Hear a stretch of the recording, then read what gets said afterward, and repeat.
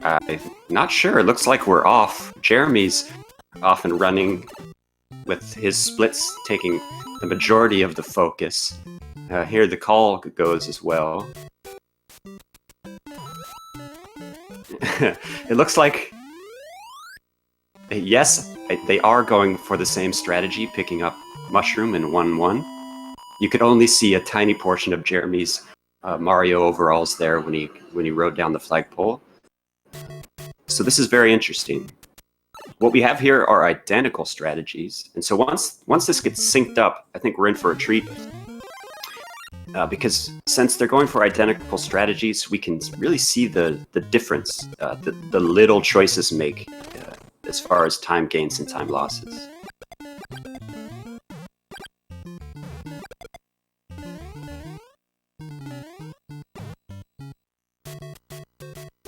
So they're both going with the 1-1, 1-2 Big Fire Mario strategy, which gets you set up for the rest of the game if you can just keep it clean.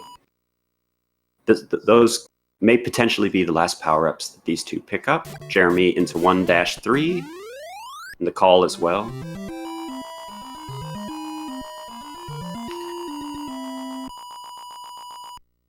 Right now it's a bit tough to tell where we're at, but eventually we'll get synced up, and then we'll see where we're at.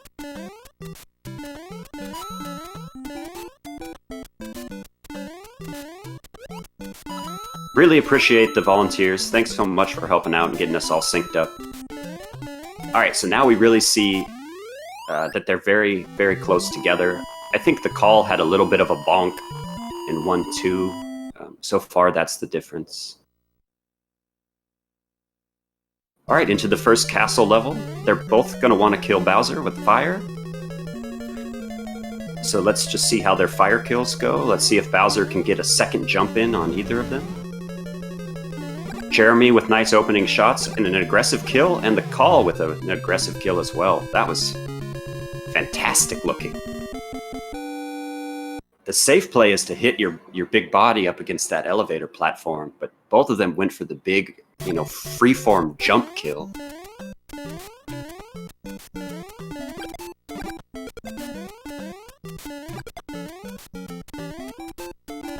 World 2-1, they're both running through, expressing themselves a little bit, maybe with different route choices.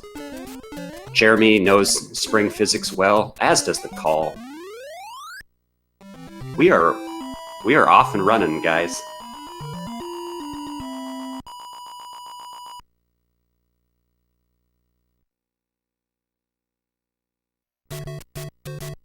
Now here's where things can always take a turn. Swimming. So it looks like they're both choosing to protect themselves with fire as they swim. They do have an alternative choice, which is to do a duck swim to reduce the size of their hitbox, but they're both going big and using fire. The call a little turn back for safety.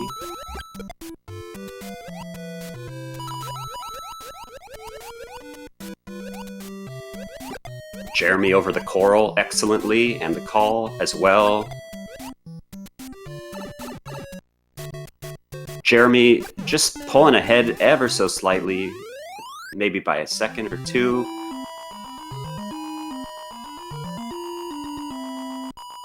But any mistake in a warpless race costs enough time that as long as they're a level between them, it's anybody's race.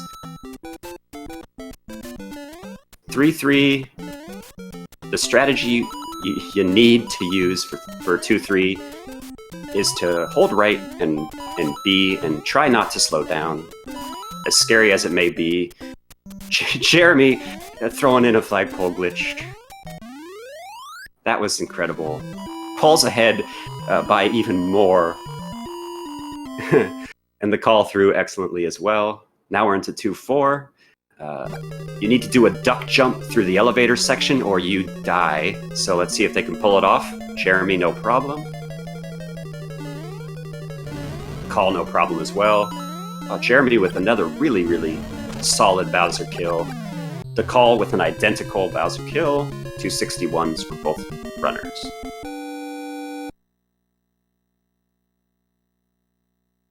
All right, Jeremy into 3-1. There's a little bit of action at the beginning where you have to shoot a plant out of your way. And then there's not a lot going on in 3-1 until the staircase at the end, which requires some fancy movements and snipes over some Koopas. Jeremy handled it perfectly. Let's see how the call does it. Ooh, he killed both the Koopas. Nice. Both perfectly through that level again. We are neck and neck.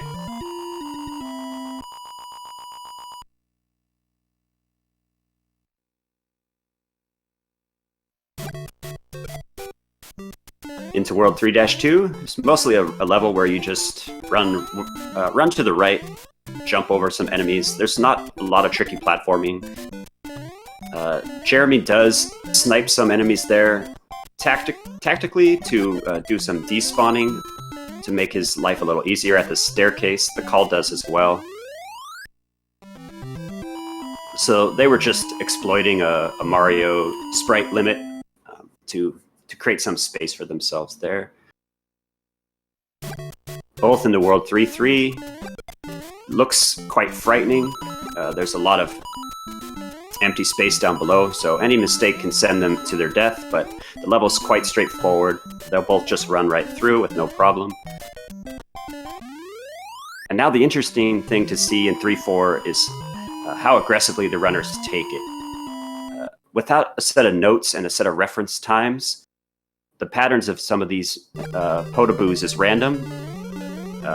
So you saw Jeremy, he challenges everything. So Jeremy has his notes in front of him, and the call is playing it more safe, taking them as random. But nice Bowser kills from both.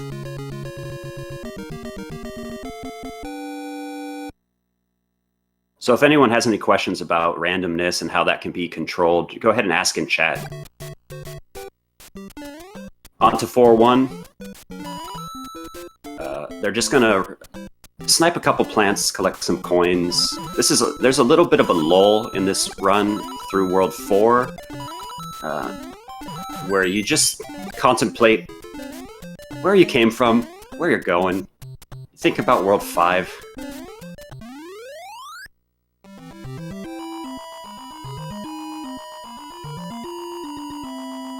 Alright, 4-2 famously has two route choices, and everyone loves to discuss them. Let's see how we go.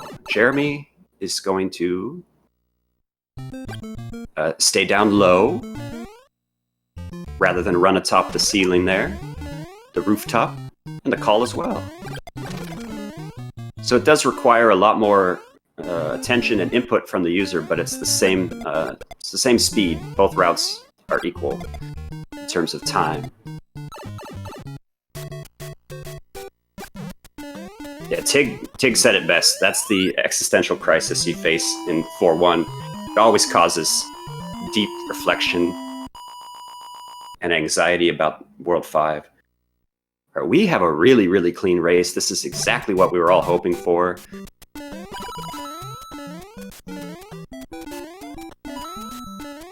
Looks like both runners going for the optimal time here. Jeremy looks like he did get it. You need to jump on the flagpole at the end of this level in a very specific manner. I actually couldn't tell if either of them got it, but great job nonetheless. Went to our first maze castle, where you have to run the rooms a specific way or they repeat. Jeremy's gonna do a nice duck slide. Ooh, nice. Goes for opening shots. Ooh, they hit. Nice kill on a forward Bowser. Unfortunately, the call loses power up on the duck slide, but reacts excellently to the Bowser pattern and grabs the X. He's going to be looking to power up as quickly as possible. World 5-1, as far as I know, doesn't contain power-ups, so we're not going to see him. We're going to get to enjoy Small Mario for at least one level.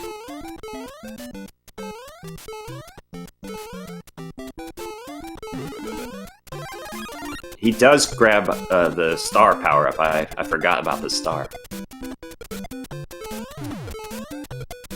So keep in mind, they have separated a bit, but it's by no means over. As long as you have a level between you, they're going to be in the same level still. So any mistake from Jeremy can be capitalized by the call. The call nicely handles the beginning of 5-2, which can be very scary if you're small. So he's going to start his powering back up. Jeremy through 5-2.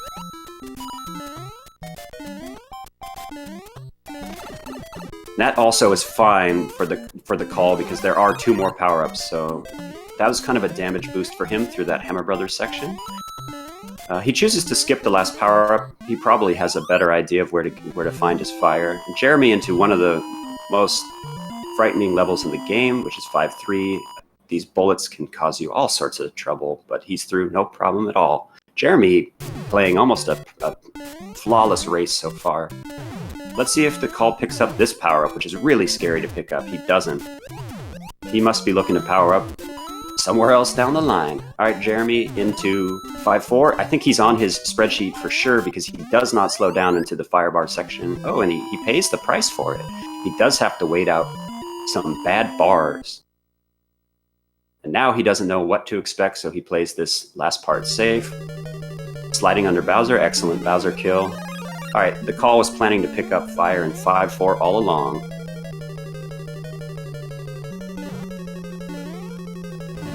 Let's see how the call handles the end of this. He does it safely as well.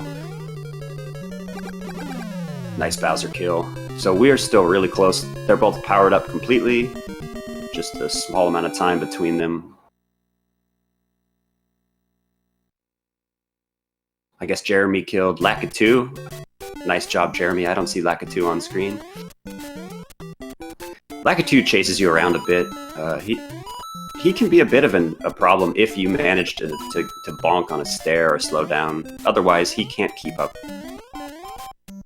All right, Jeremy into World 6-2, which is... fire is really a necessity in this level. You're going to see him shoot a lot of plants out of his way. So without fire, you're going to either have to wait on those plants or do a tremendous number of pipe jumps in a row. So the call also is going to handle 6-2 with fire. He takes a slightly different route. You have creativity in a Mario run. You can express yourself in a lot of ways.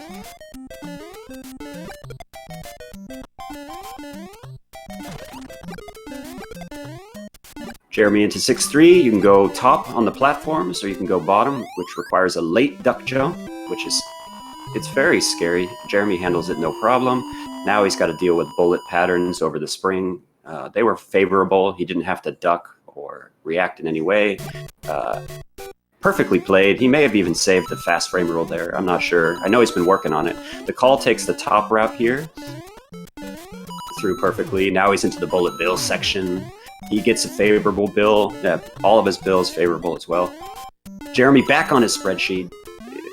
Flying through 6-4. Oh, majestic.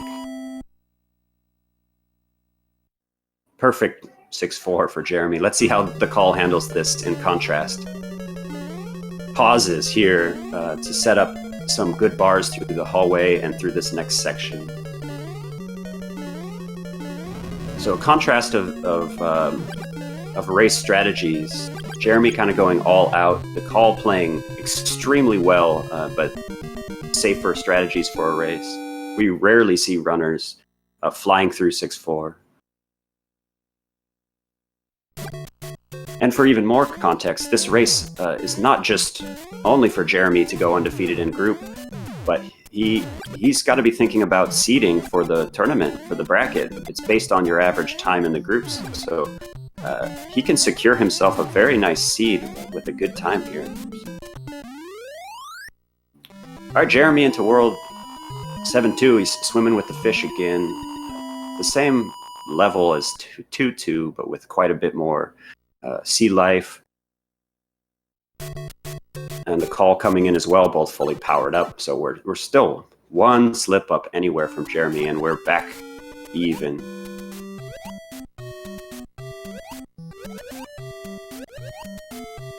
Excellent use of fire. Cresting the coral. Ooh, and the call with a little walk there. It looked almost too tall for me. There was a crab on his head, but he did not take hit, so he's still going. Let's see if he gets a nice clear exit path. Sometimes you can get a little bit congested down here. Nice fire kill, and he exits. All right, Jeremy running through 7-3. Again, you just want to hold right and run and never slow down, and make your body as small as possible when you need to. Jump as late as possible. Sometimes the patterns are very tough. He goes, oh, I thought he was setting up another flagpole glitch there, but he fooled me. I don't know why he jumped on that first stair. All right, the call playing it a little bit safe. So he has slowed down, which can usually cause problems, but he's an expert at recognizing the trajectory of the fish, so no problem at all. Jeremy into the maze. He's going to try to get through this section without bonking, or he runs the risk of resetting the maze. He's through perfectly. Let's see how his Bowser kill goes. He does get an opening ball through. Clean. The call into 7-4 now. He takes bottom here. Then goes middle. So this is another maze. Let's see how he does through this section where you need to play it clean or you run the risk. Perfectly clean. Jeremy into 8-1. Now, Jeremy's not going to slow down at all in 8-1 with fire. Nice kill from the call. Squish, squish! He's just going to run right through. That's really the benefit of carrying fire into World 8. World 8 is an incredibly difficult level casually, and when you're small, you have to make some tactical choices. But when you have fire, it really eases your mind. There are really no decisions to be made anymore. You just kind of get to run right through it.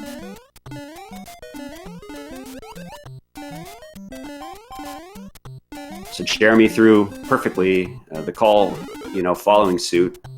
Same thing, running right through, sniping plants out of his way. The staircase here at 8-2 for Jeremy might be a challenge for some people. That sequence of duck jumps is actually harder than it looks. Jeremy handles it no problem. So let's see how Jeremy handles the end of 8-2, which there are some decisions to be made about how aggressive to do it. So he's going to have to read the pattern of this final chicken, and he handles it perfectly. Great job, Jeremy, through 8-2. The call, again, having a really excellent race. Also handles the staircase of 8-2 just fine.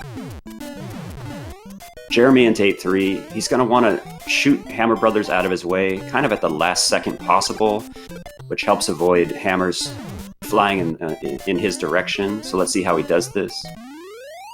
Oh, nice reaction and jump over that stray hammer. See, he shoots the bros right at the last second. That kind of guarantees the hammers go forward. Jeremy does the Lakuki staircase to slow down just enough to avoid fireworks and not a repeat of his most recent PB. Meanwhile, the call also into 8-3 with fire. We have a race that could be anybody's game now. Jeremy into 8-4. This is incredible. What a clean race from both runners. Jeremy into the wall jump room. The call choosing to slow down on that block there. Perfect. Let's see if Jeremy gets his wall jump. Oh, he does. Beautiful. Jeremy into the turnaround room now. Only a few rooms left. Really, really excellent turnaround. 356 on the timer in a race. Jeremy goes duck swim. Let's see how he goes. If he gets through this water section clean, he's home free. There's almost no way it can end badly. He is. This is an incredible time, chat. And it's not damageless. But we have a 19-12 from Jeremy. GG's to him. Meanwhile, the call, having an amazing race himself into the water section, employs the duck swim as well. So if he can get through here, he's also home free for a really great time that anyone should be proud of. And he is through.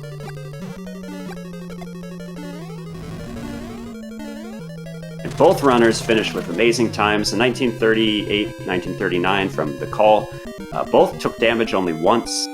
The difference was Jeremy took damage on the final room, and the call took damage somewhere in the middle of the run. I believe the call only took damage once. Wow, that was incredible.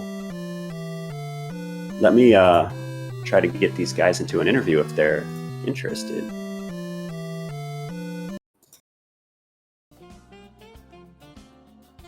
Big congratulations to both runners. Make sure to give both of these two a follow.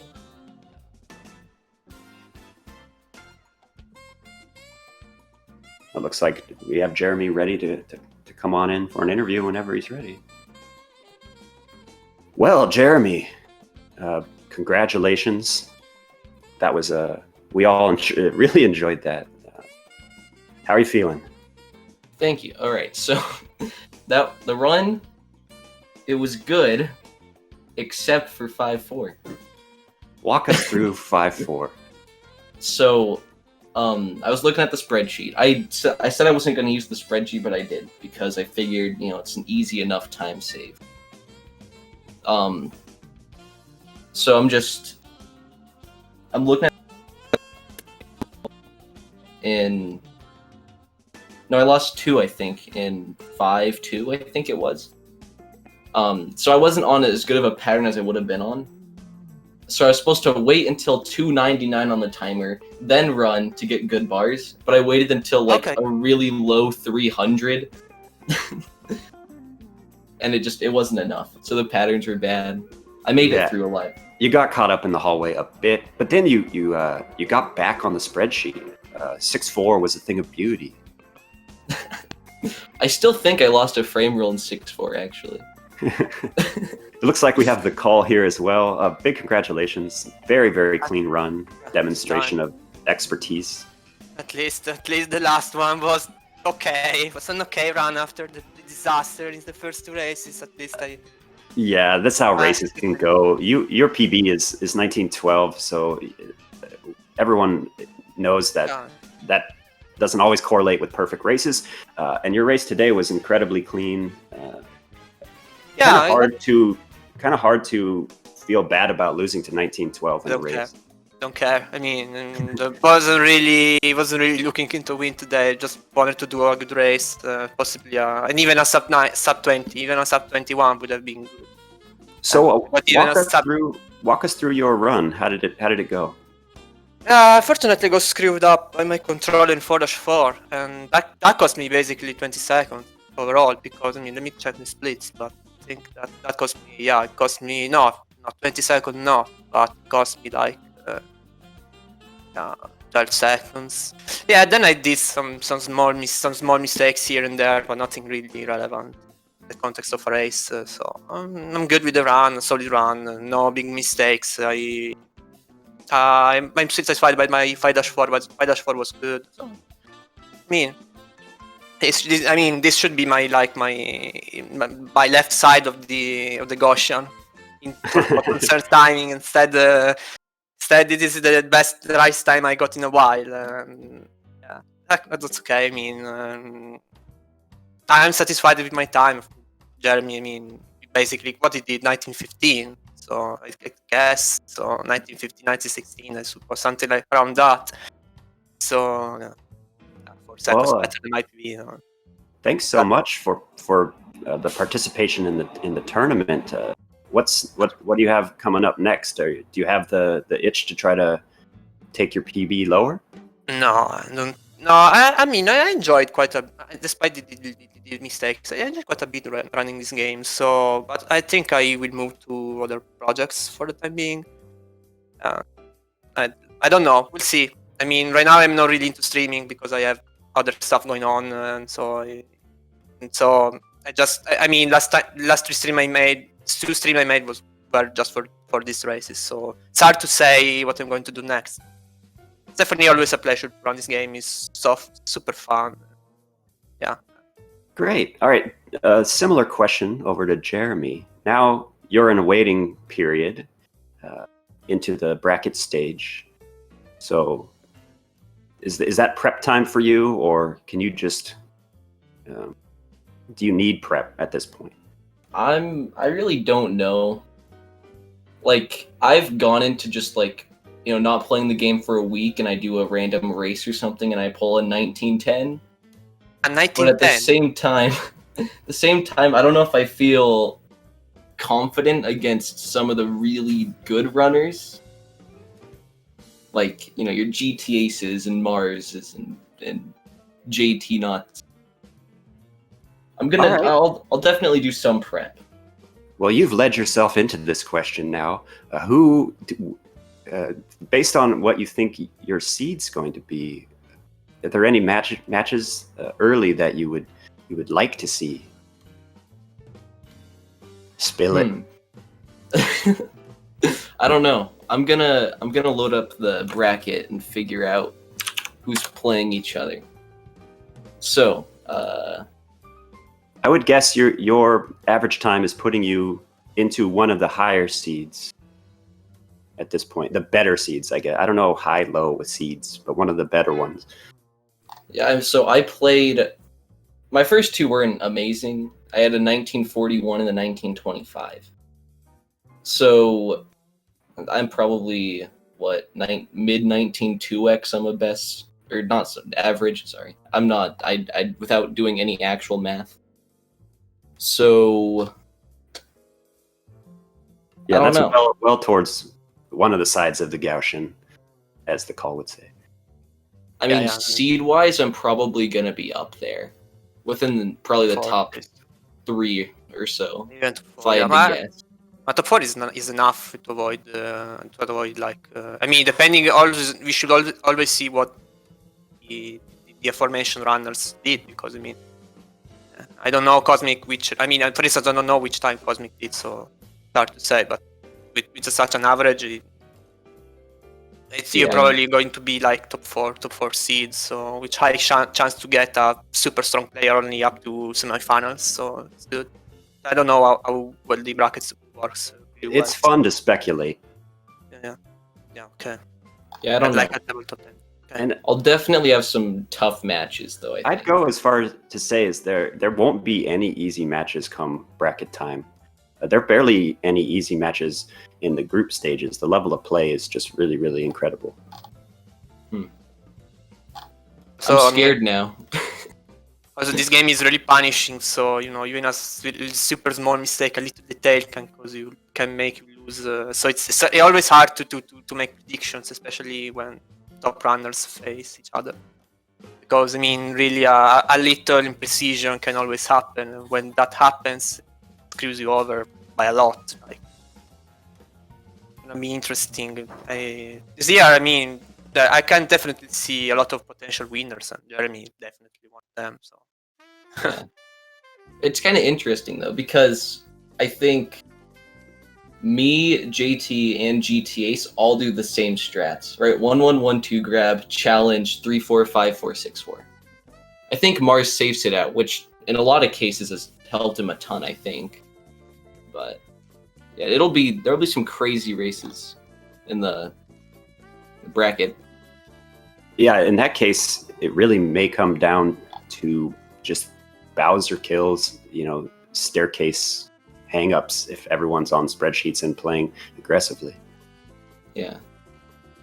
Well, anyway, GG's to the Cole. 1939 is a solid time. Yeah, considering I came from I-21. So it's definitely a great time, yes. So, yeah, definitely a good time. And, Okay, then let's just say thanks and appreciate all the admins and organizers and volunteers and the chat for lively participation. And I guess I don't have any final thoughts. Feel free, Jeremy, or the call to share your final thoughts. It's been a pleasure. I mean, as I said in the previous interview, it's been a pleasure to be in the tournament, and good luck to Jeremy and to all the other participants who face each other into the bracket stage. And shout outs to Rupert and Tekate and all the other admins for pulling off this tournament every year. And yeah, that's it for me for this year. Farewell. That's all, folks. Same thing for me, pretty much. Thank you, Dr. Mustache, for commentary. Thank everyone for watching. Thanks to the SpeedGaming volunteers and all the Ruperts and Tekates. Yeah. All right. With that, I'm going to say goodbye, everyone, and see you guys at the next race. Bye bye. See ya.